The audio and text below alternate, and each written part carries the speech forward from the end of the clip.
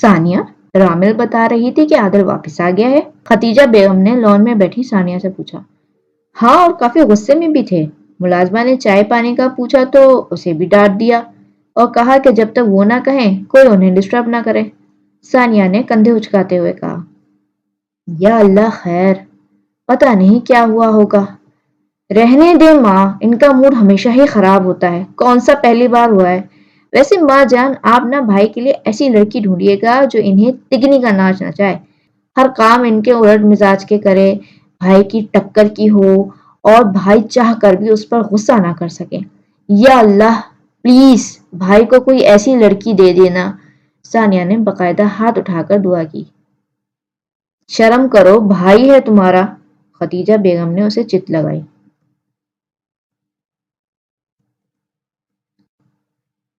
کیا بات ہے، ایس پی عادل آج گھر میں گھوم رہا ہے؟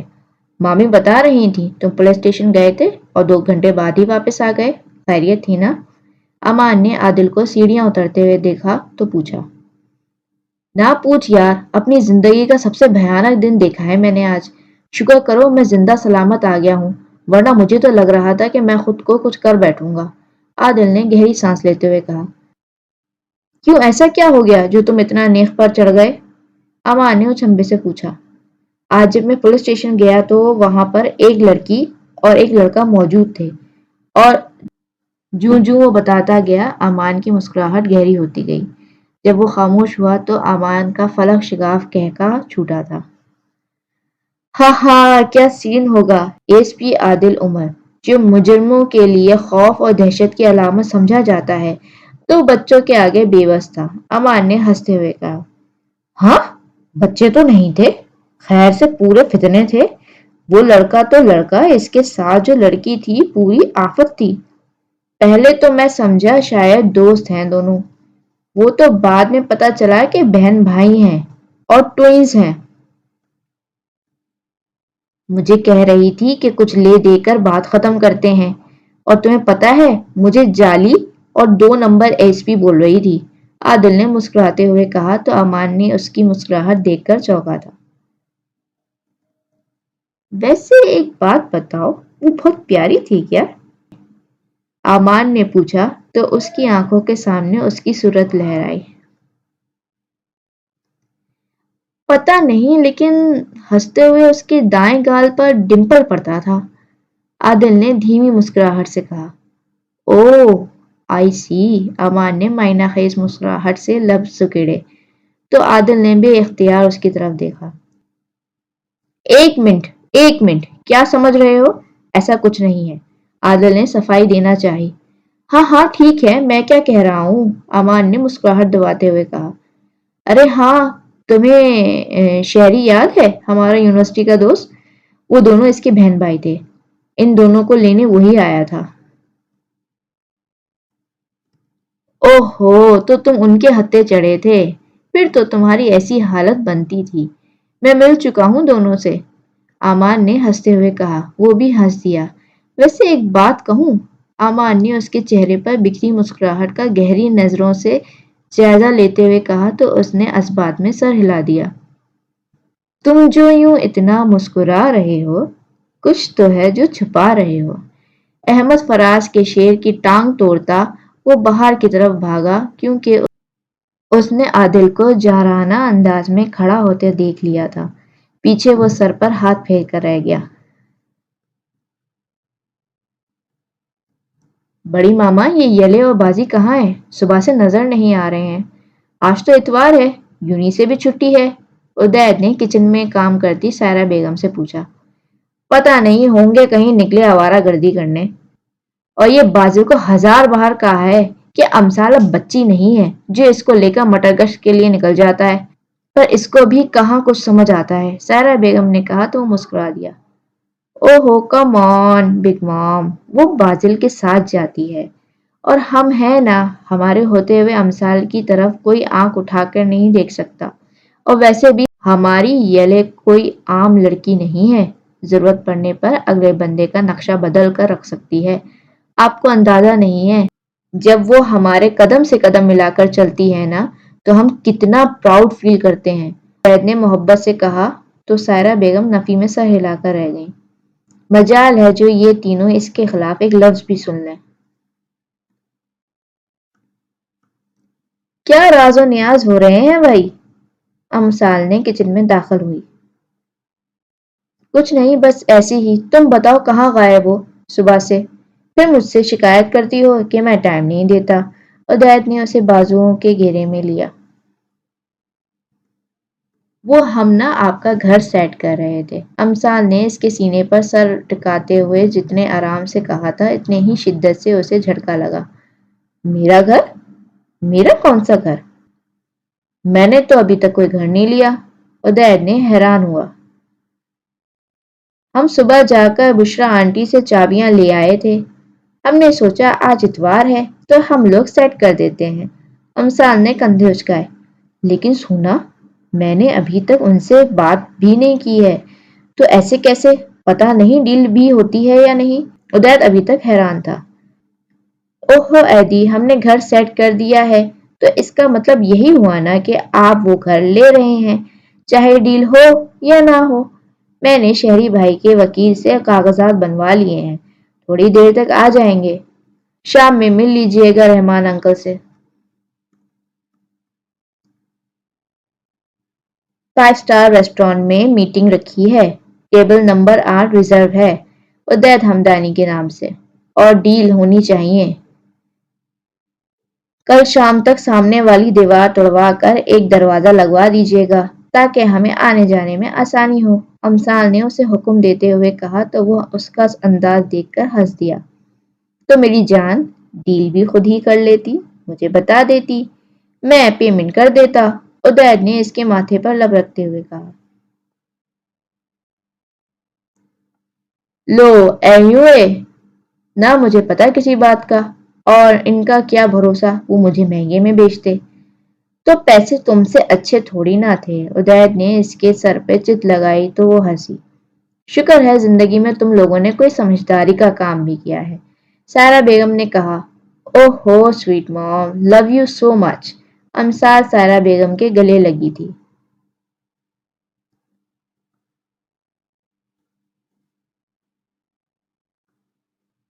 بابا سائیں، آپ شاہ بابا کو سمجھائیں نا کہ وہ چاچو کو واپس آنے کی اجازت دے دیں۔ آپ نے دیکھا نہیں ہے شاہ بی بی کتنی کمزور ہوتی جا رہی ہیں، دن رات ان کو یاد کرتی ہیں، ان کی تصویر لے کر گھٹنوں میں بیٹھی دیکھتی رہتی ہیں۔ دریاب نے اپنے باپ کو مخاطب کرتے ہوئے کہا۔ میں جانتا ہوں یار، وہ ہم سب کا اور خاص طور پر اماں جان کا لاڈلا تھا، جان بستی تھی ان کی اس میں، لیکن میں کر بھی کیا سکتا ہوں؟ تم جانتے ہو بابا سائیں، اس کا نام بھی سننا پسند نہیں کرتے۔ میں نے تو اس وقت بھی بہت کوشش کی تھی لیکن بابا جان نے ایک نہیں سنی۔ گو کہ وہ اپنی جگہ ٹھیک تھا۔ اس سب کا نتیجہ بھی دیکھ لیا ہم سب نے، اور اس سب میں اگر کوئی سب سے زیادہ مشکل میں ہے تو وہ لالی ہے۔ شادی کے 5 سال بعد ہی اس کمینے نے اس 2 ٹکے کی عورت کے پیچھے طلاق دے کر رات کے اندھیرے میں لالی کو گھر سے نکال دیا۔ بچوں کا بھی خیال نہیں کیا تھا۔ کاش اس وقت بابا جان چھوٹے کی بات سمجھ جاتے تو آج لالی اس حال میں نہ ہوتی۔ خیر اب کیا کیا جا سکتا ہے؟ قاسم شاہ نے افسوس بھرے لہجے میں کہا تو عاصم شاہ نے بھی تائید کی۔ وہ سب اس وقت مردانہ خانے میں بیٹھے ہوئے تھے، اس بات سے بے خبر کہ دروازے کے باہر کھڑے مصطفی شاہ نے ان کی باتیں سن لی تھیں۔ راکنگ چیئر پر جھولتے ہوئے ان کے کانوں میں قاسم شاہ کی باتیں گونج رہی تھیں۔ کہیں نہ کہیں انہیں بھی پچھتاوا تھا، بیٹے کے ساتھ ساتھ بیٹی کو بھی کھو چکے تھے۔ لالی رخ کی حالت ان سے ڈھکی چھپی نہیں تھی۔ کیا تھا جو وہ اگر اس وقت اپنے بیٹے کی بات مان لیتے تو آج نہ تو بیٹا دور ہوتا اور نہ ہی بیٹی دکھی ہوتی۔ انہیں آج بھی وہ دن یاد تھا جب انہوں نے اپنی ضد اور غرور میں آ کر بیٹی کے لیے غلط فیصلہ لیا تھا اور مخالفت کرنے پر بیٹے کو گھر چھوڑ کے جانے کا حکم دے دیا تھا۔ 25 سال پہلے۔ آخر آپ لالی کی بات مان کیوں نہیں لیتے بابا سائیں؟ وہ کوئی ایسی غلط بات تو نہیں کر رہی ہے؟ قاسم شاہ پچھلے کئی دنوں سے مصطفی شاہ کو قائل کرنے کی کوشش میں لگے ہوئے تھے۔ اس وقت بھی گھر کے تمام افراد لانچ میں جمع تھے۔ برخوردار، تم شاید ہماری روایت کو بھولتے جا رہے ہو۔ مت بھولو کہ شاہ خاندان سے تعلق ہے تمہارا، اور مجھے سبق پڑھانے سے بہتر ہے جا کے اپنی بہن کو سمجھاؤں۔ تم نے ہی اس کو سر پر چڑھا رکھا ہے جو اسے ہمارے طے کردہ رشتے سے اختلاف کرنے کی جرت ہوئی ہے، بابا سائیں نے اپنے ازلی گرجدار آواز میں کہا۔ افو بابا سائیں، آپ جانتے ہیں جس سے آپ اس کا رشتہ کر رہے ہیں ہر برے کام میں ملوث ہے۔ وہ شراب، جوا، سٹا بازی، غرض کون سی ایسی برائی ہے جو اس میں نہیں پائی جاتی؟ اس کے علاوہ وہ کئی عورتوں سے اس کے تعلقات ہیں۔ اس سب کے باوجود آپ ہیں کہ سب جانتے ہوئے بھی لالی رخ کو اس دوزخ میں دھکیلنا چاہتے ہیں؟ راسم شاہ نے جھنجھلاتے ہوئے کہا۔ بیٹا سائیں، شادی کے بعد سب ٹھیک ہو جاتے ہیں، وہ بھی ہو جائے گا، تمہیں فکر کرنے کی ضرورت نہیں ہے۔ پر بابا سائیں، بس، اب ہم مزید ایک لفظ بھی نہیں سننا چاہیں گے۔ ہم زبان دے چکے ہیں جمال شاہ کو، مقررہ تاریخ کو ہی شادی ہوگی، اب کوئی بحث نہیں سنیں گے، بابا سائیں نے دھاڑتے ہوئے کہا۔ معذرت بابا سائیں، لیکن یہ لالی پہ ظلم ہوگا، اور میں اس ظلم کا حصہ قطعی نہیں بنوں گا۔ میں یہ شادی روکنے کے لیے ہر ممکن کوشش کروں گا، چاہے مجھے اس کے لیے کسی بھی حد تک جانا پڑے، راسم شاہ نے اٹل لہجے میں کہا۔ اچھا، کیا کرو گے؟ ہم بھی تو سنیں، ہمارا بیٹا ہمارے ہی خلاف کہاں تک جائے گا؟ مصطفی شاہ نے استزائیہ لہجے میں کہا۔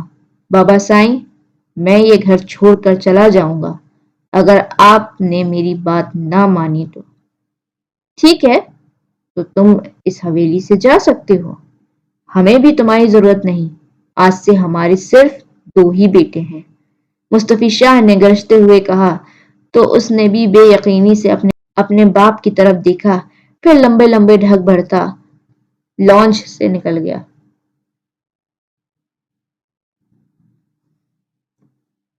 بابا سائیں، کیا کہہ رہے ہیں؟ اس کو روکیں پلیز، وہ چلا جائے گا۔ آپ جانتے ہیں نا کہ وہ کتنا ضدی ہے۔ جانے دو اسے، اگر وہ ضدی ہے تو ہم بھی اس کے باپ ہیں، ہم بھی دیکھتے ہیں کہ کتنے دن رہے گا ہمارے بغیر۔ 4 دن ٹھوکریں کھائے گا تو عقل ٹھکانے آ جائے گی، انہوں نے غرور بھرے انداز میں کہا۔ پر بابا سائیں، وہ جائے گا کہاں؟ وہ اکیلا نہیں ہے، بھابھی اور بچے بھی ہیں ان کے ساتھ، اور پھر… بس، اب ہم ایک لفظ نہیں سنیں گے، اور جس کو زیادہ ہمدردی ہو رہی ہے وہ بھی ساتھ ہی جا سکتا ہے۔ وہ دن اور آج کا دن راسم شاہ نے مڑ کر نہیں دیکھا تھا، اور نہ ہی ان کی کوئی خیر خبر تھی۔ دروازے پر ہونے والی دستک سے وہ ماضی سے باہر آئے۔ آ جاؤ، آنکھوں میں آئی نمی کو صاف کرتے ہوئے انہوں نے اجازت دی۔ شاہ سائیں، کھانا لگ گیا ہے، آپ کا انتظار کیا جا رہا ہے، ملازمہ نے دروازہ کھول کر کہا۔ ہاں ٹھیک ہے، ہم آتے ہیں۔ کچھ سوچتے ہوئے وہ اٹھ کھڑے ہوئے۔ قاسم، اس نالائق کا پتہ کرو کہاں ہوتا ہے۔ وہ تو شہر جا کر بھول ہی گیا ہے کہ اس کے کوئی بوڑھے ماں باپ بھی ہیں، اب ایسی بھی کیا ناراضگی؟ رات کا کھانا کھاتے ہوئے مصطفی شاہ نے کہا۔ کون؟ کس کی بات کر رہے ہیں آپ بابا سائیں؟ قاسم شاہ نے حیرانگی سے پوچھا۔ راسم شاہ کی بات کر رہے ہیں، اور کون ہوگا جو شہر جا کے اپنے خاندان کو بھول بیٹھا ہے۔ پتہ کرو کہاں ہوتا ہے آج کل، جا کے لے آئیں اسے، انہوں نے نارمل لہجے میں کہا تو کھانا چھوڑ کر سب بے یقینی سے انہیں دیکھنے لگے۔ آپ سچ کہہ رہے ہیں؟ بی جان نے خوشی سے لرزتے ہوئے پوچھا تو وہ محض ہنکار بھر کے رہ گئے۔ پتہ کرنے کی کیا ضرورت ہے شاہ بابا؟ راسم ماموں اسی شہر میں رہتے ہیں، کالج میں پروفیسر ہیں، 3 بچے ہیں، ایک بڑا بیٹا شہریار اور 2 جڑواں بیٹی امثال اور بیٹا بازل، امان نے مصطفی شاہ کو مخاطب کرتے ہوئے کہا۔ تم کیسے جانتے ہو اسے؟ قاسم شاہ نے اچنبھے سے پوچھا۔ ان کا بڑا بیٹا شہریار میرا یونیورسٹی کا دوست ہے، پہلے میں نہیں جانتا تھا کہ وہ راسم ماموں کا بیٹا ہے، کچھ دن پہلے ہی ریسٹورانٹ میں ملاقات ہوئی تھی شہری سے، راسم ماموں ان کے ساتھ تھے تو اس نے ملوایا تھا، چونکہ میں نے ماموں کو تصویروں میں دیکھا ہوا تھا اس لیے ان کو پہچان لیا، امان نے جواب دیا۔ کیسا ہے میرا راسم؟ اور بچے کیسے ہیں؟ سائرہ کیسی ہے؟ ماموں بالکل ٹھیک تھے، سائرہ آنٹی سے میں ابھی تک نہیں ملا ہوں، اور جہاں تک بچوں کی بات ہے تو شہریار 10 سال بڑا ہے دونوں سے، اور بازل 7 منٹ بڑا ہے امثال سے۔ شہریار تھوڑا سنجیدہ مزاج ہے، بزنس کرتا ہے، کنسٹرکشن کمپنی ہے اس کی۔ دریاب لالا، آپ کو یاد ہوگا آپ نے کچھ دن پہلے ایک ڈیل سائن کی تھی یلے کنسٹرکشن کمپنی کے ساتھ، اس کا اونر شہریار ہی ہے۔ اور رہی بات چھوٹے دونوں کی تو دونوں ابھی پڑھ رہے ہیں، بلا کے شرارتی ہیں۔ بقول شہری کے اگر ان دونوں کو بغیر روک ٹوک کے 1 گھنٹے کے لیے کہیں پہ چھوڑ دیا جائے تو وہاں کے لوگ اپنے سر کے بال نوچتے نظر آئیں۔ اور وہ بالکل ٹھیک کہہ رہا تھا، میں مل چکا ہوں دونوں سے، اور عادل تو بھگت بھی چکا ہے۔ ٹھیک ہے، کل چلیں گے، مصطفی شاہ نے زریاب اور عاصم شاہ کو مخاطب کرتے ہوئے کہا۔ سوری شاہ بابا، میں ضرور چلتا لیکن میری صبح 10 بجے میٹنگ ہے، اس لیے میں نہیں جا پاؤں گا۔ آپ دریاب کو لے جائیے گا، زریاب نے معذرت کرتے ہوئے کہا۔ ٹھیک ہے، میں چلا جاؤں گا، دریاب نے حامی بھری۔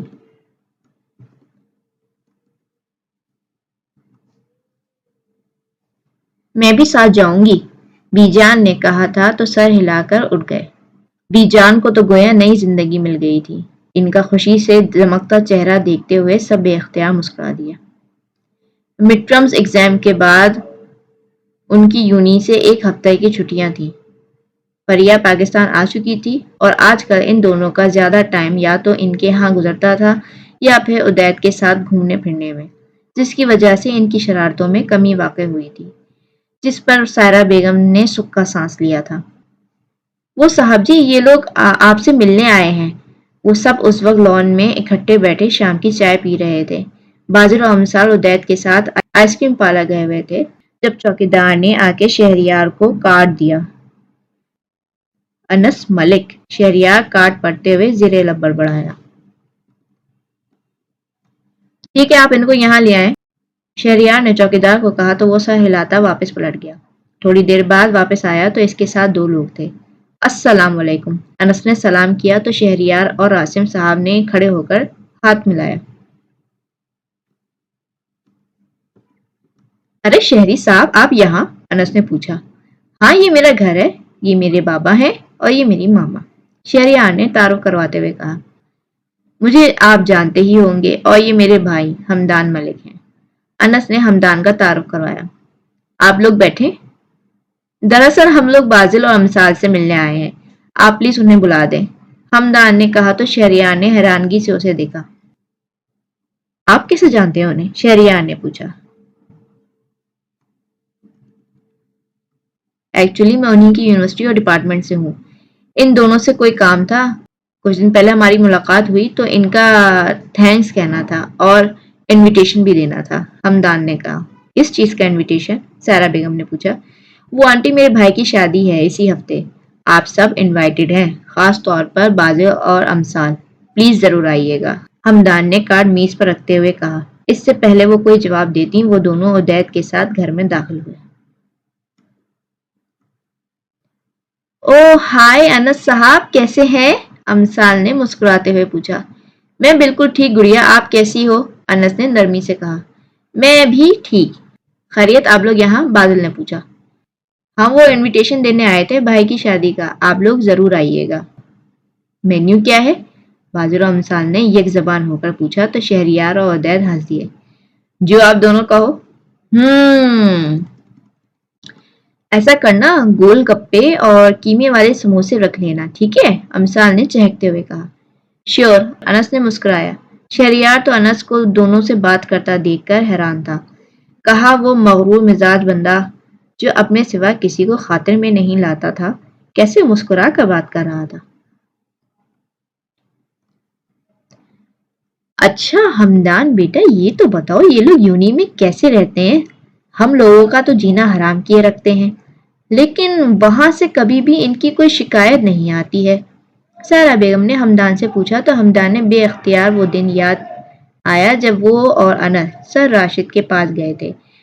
جیسے ہی انہوں نے ان دونوں کا نام لے کر بات شروع کی تو وہ پھٹ ہی پڑے تھے۔ انہوں نے جو ان کی شان میں قصیدے پڑھنے شروع کیے تو تو دونوں کو اپنے کانوں سے دھواں نکلتا محسوس ہوا۔ آدھے گھنٹے کی منت ترالو کے بعد وہ جا کے مانے تھے۔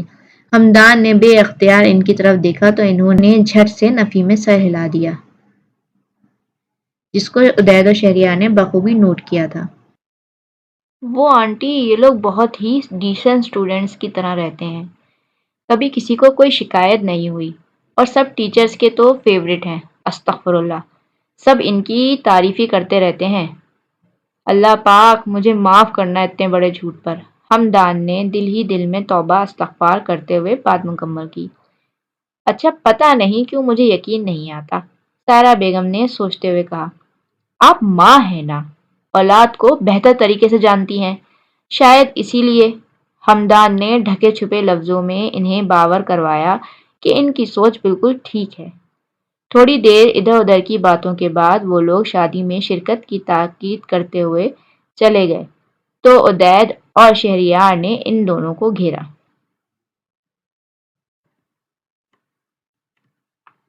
ہاں بھائی، شروع ہو جاؤ۔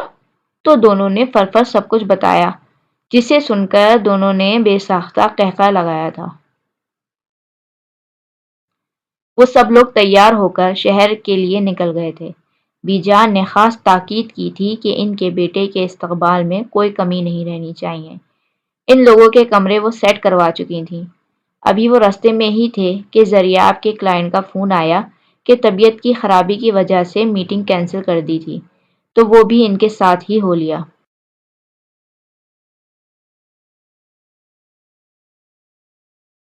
یونیورسٹی سے چھٹیوں کے باعث وہ گھر پر ہی تھی اور حسب معمول اپنے ارد گرد کھانے پینے کی چیزوں کا ڈھیر لگائے ہوئے ٹی وی دیکھ رہی تھی، اور بازل بائک کو ورک شاپ لے کے گیا ہوا تھا۔